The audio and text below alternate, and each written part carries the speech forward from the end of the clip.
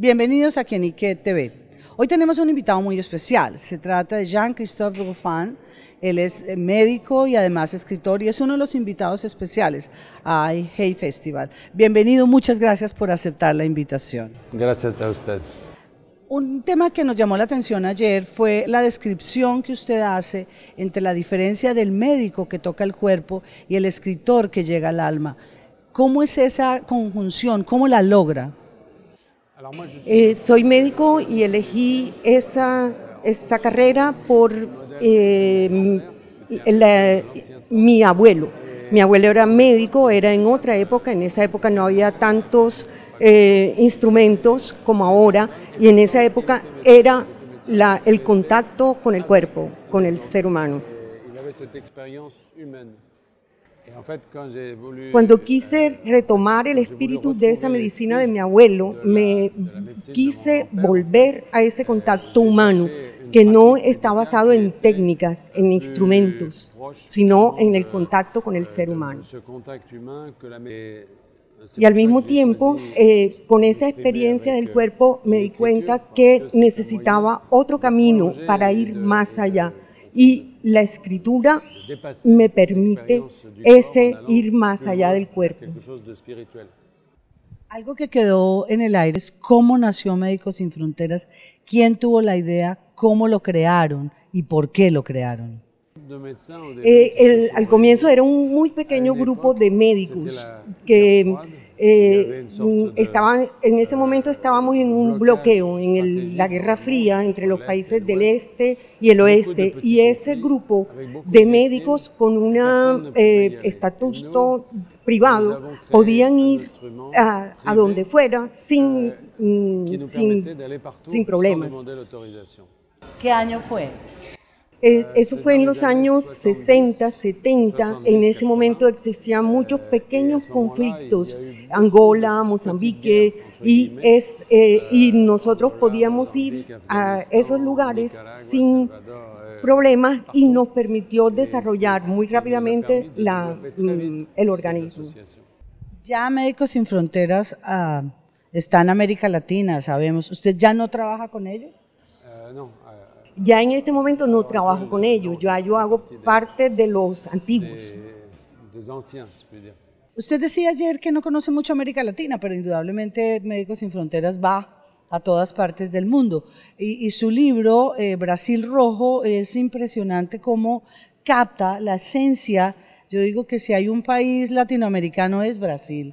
Brasil reúne mucho de las culturas, de lo que es de México para abajo, y usted decía ayer que todos sus personajes están basados en la vida real y en personajes reales, y parece ser que hay alguien muy perverso en su vida en Brasil que inspira en gran medida un personaje. ¿Por qué no nos cuenta sobre él?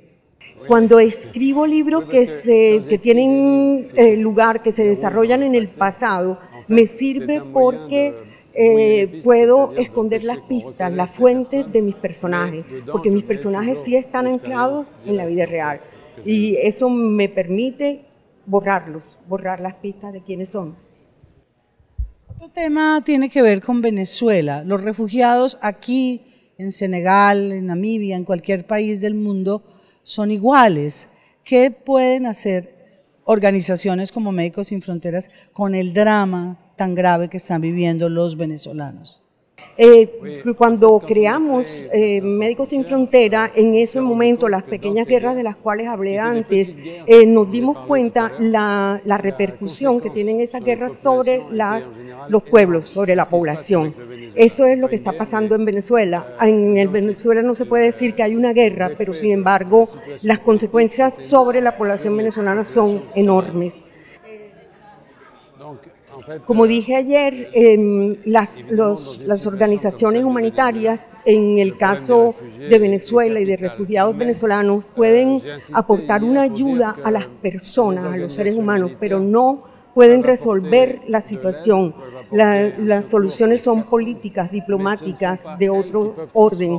Los organismos humanitarios no pueden solucionar la situación. ¿Qué es lo más duro que tiene que vivir un refugiado dentro de la experiencia que usted tiene ¿qué es lo más difícil de acuerdo con lo que usted ha visto? Cuando se creó el Estatuto de Refugiado en los años 50, era un estatuto que era provisional. Se suponía que las personas que beneficiaban de ese estatuto iban a pasar a otro estado.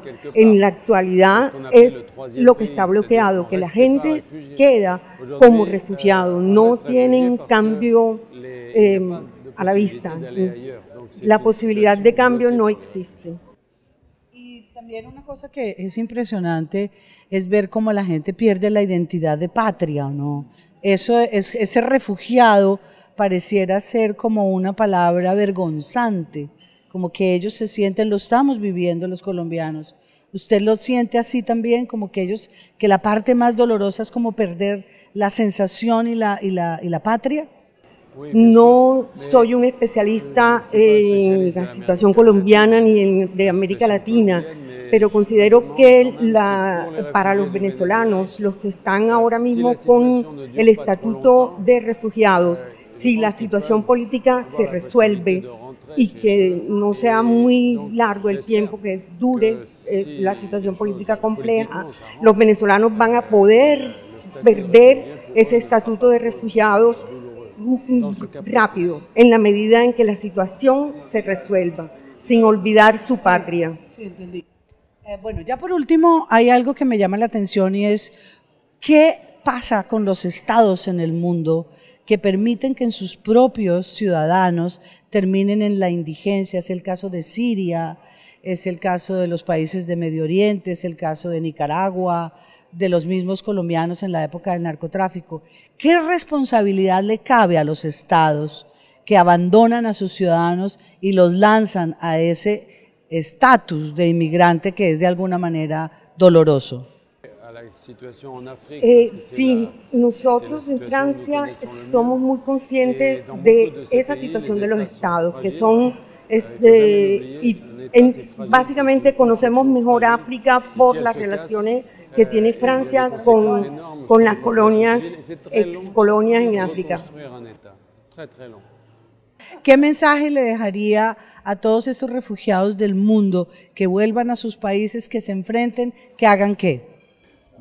Sí, lo que tenemos que tener en cuenta es que nuestra acción, por muy limitada que sea, tiene la esperanza, el horizonte de la esperanza, que es como los médicos que trabajan sobre el ejercicio, pero que también está la esperanza de sanar, y eso es lo que hay que tener.